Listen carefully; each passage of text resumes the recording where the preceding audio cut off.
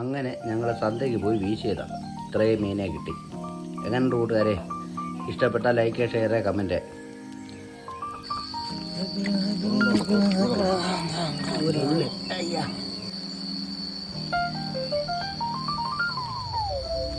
മീനുണ്ട്. പതുക്കെ പതുക്കെ പതുക്കെ പതുക്കെ ഉണ്ട്. ഞാൻ കണ്ടു.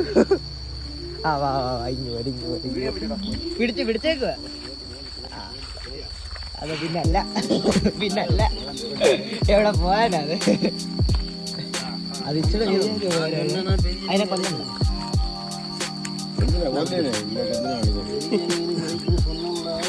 വെളിയിലത്